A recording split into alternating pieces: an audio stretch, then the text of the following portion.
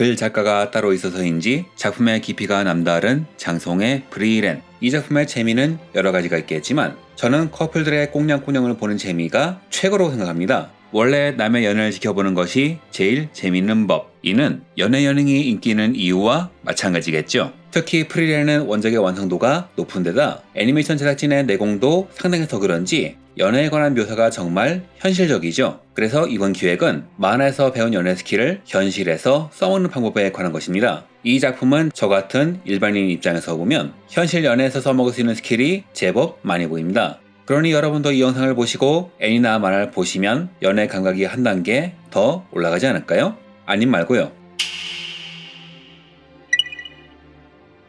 이 작품 최고의 인기 캐릭터를 들자면 1화에서 사망한 히메를 들 수 있습니다. 그는 초반에 유명을 달리했음에도 불구하고 작품 전반에 걸쳐 압도적인 영향력을 발휘하죠. 그런데 사람들이 히멜에게 갖는 의문 중 하나는 50년간 유성우를 같이 볼 날을 기대할 정도로 프리랜을 사랑했음에도 불구하고 죽는 날까지 고백을 안 했다는 겁니다. 왜 그랬을까요? 이유는 프리랜이 엘프이기 때문이죠. 엘프는 수명이 인간의 수백 배인 존재입니다. 로도스 섬전기의 판과 디드리트가 그랬듯 던전밥의 마르실이 그랬듯 엘프는 인간과 같은 시간을 보내는 것이 불가능한 존재입니다. 즉 엘프와 인간의 조합은 현실의 결혼관으로 바라보면 생활의 조화란 면에서 불행해질 확률이 높은 조합이죠. 히멜은 용사입니다. 그리고 이 용사의 모델은 일본의 국민 RPG 드래곤 퀘스트에서 탄생한 세상 사람들을 위해서 자신을 희생하며 아무 대가 없이 마왕을 쓰러뜨리는 존재입니다. 히멜은 자신의 인생을 바쳐 마왕을 물리쳤고 세상을 구한 용사임에도 상대적으로 소박한 집에 살면서 자기가 구한 세상을 돌아보며 안부를 챙길 정도로 이타적이죠. 이런 품성을 가진 히멜은 마카파식 고백이 아닌 프리랜의 시간과 세계에 맞는 방식으로 사랑을 표현했어요. 그중 하나가 자기 동상을 곳곳에 세운 것입니다. 처음엔 그냥 나르시즘에 의한 자기의 과시처럼 보이지만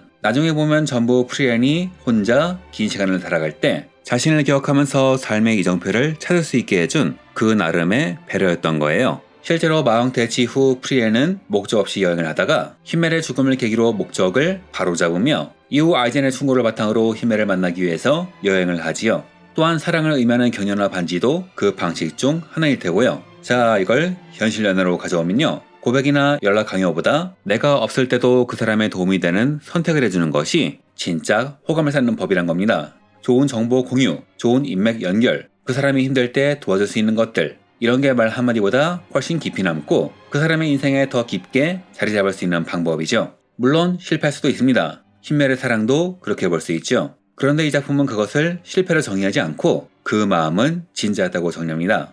우리가 아무리 잘생겨도 모든 연애에 성공하는 것은 아니죠. 하지만 그 감정이 헛된 것이 아니라고 인식하면 이해로 안 좋은 미련이 남지 않는 건강한 마무리를 지을 수 있게 됩니다. 프리랜은 감정 표현이 거의 없어요. 기쁜지 슬픈지 보고 싶은지 아닌지 얼굴만 봐서는 거의 모르죠. 그런데 1화에서 히멜의 관이 흙에 덮이는 순간 종이 울리면서 각성하는 것 같은 연출이 나올 때 시청자들은 이런 생각을 합니다. 프리랜이 히멜에게 무심했던 것이 아니라 사랑했지만 미처 깨닫지 못한 것이 아닐까?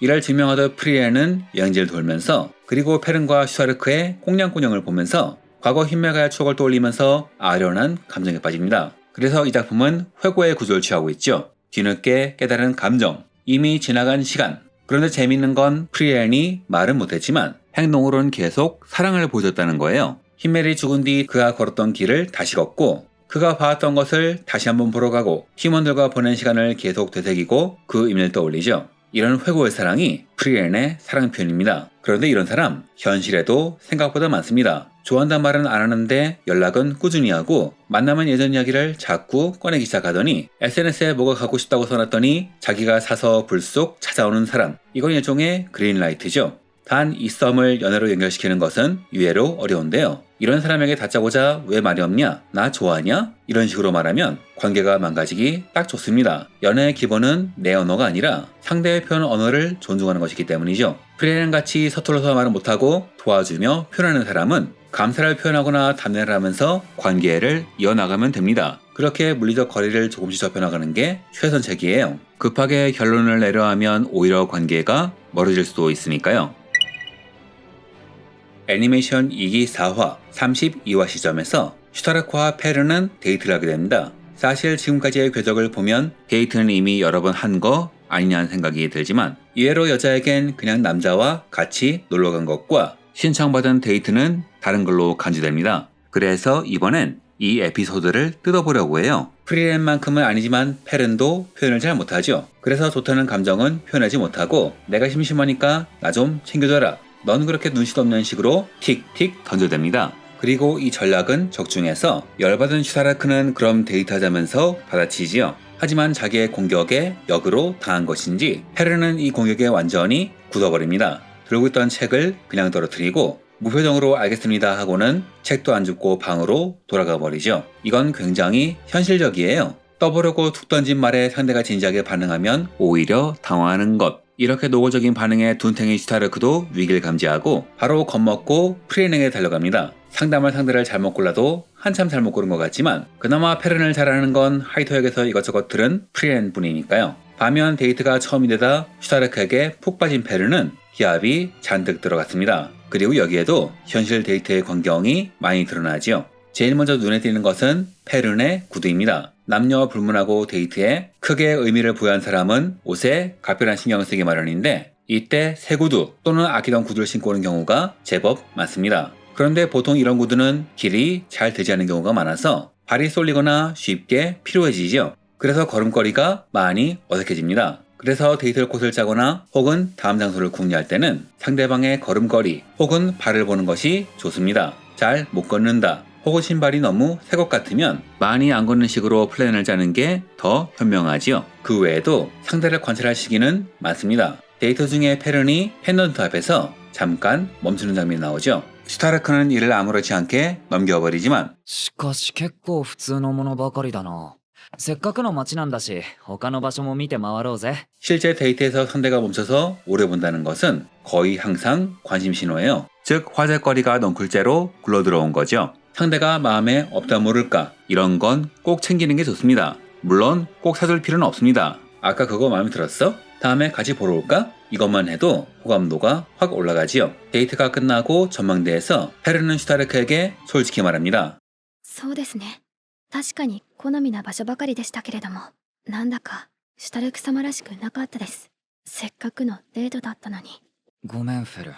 이 말은 연애 감각이 없다면 불평처럼 들리겠지만 이건 사실 페른의 고백이나 다름없습니다. 이 말의 진짜 의미는 장소는 너무 좋았는데 너무 완벽하게 설계한 코스 덕분에 내가 좋아하는 서투르고 솔직한 슈타르크가 잘 보이지 않아서 아쉬웠다는 거예요. 이건 현실 연애에서 의외로 중요한 감각이죠. 특별한 날이라고 갑자기 캐릭터를 바꾸다 어색해지는 경우가 많지요. 그런데 여자들은 이런 식으로 아는 사람이 변하면 금세 어색함을 감지하고 불편해한다고 하네요. 그러니 괜히 변할 생각하지 말고 평소에 내 강점, 내 분위기, 내 스타일을 유지하면서 자연스럽게 데이트하는 것이 훨씬 자연스럽고 설레게 만듭니다. 確かに今日は少し残念に思いました。でも、とても嬉しいです。私のために必死に考えてくれたんですね。 이 장면이 이 에피소드의 핵심이죠. 연출이 완벽하냐 아니냐보다 이 사람이 날 위해서 고민했다는 것이 가장 기뻤다. 그리고 페르는 이를 슈타르크에게 표현함으로써 상대의 노력을 인정하고 관계를 두텁게 만드는 모험적인 행동을 합니다. 이건 생각 외로 중요한 메시지죠. 인기가 많은 사람일수록 이런 배려를 당연하게 여기는 경우가 이외로 많거든요. 결국 데이트라는 것은 공감대를 찾는 과정입니다. 그 공감대를 찾도록 노력하는 사람과 연애를 해야 하는 것이고 그걸 이해하지 못하는 사람은 거르는 것이 현명하지 않을까요?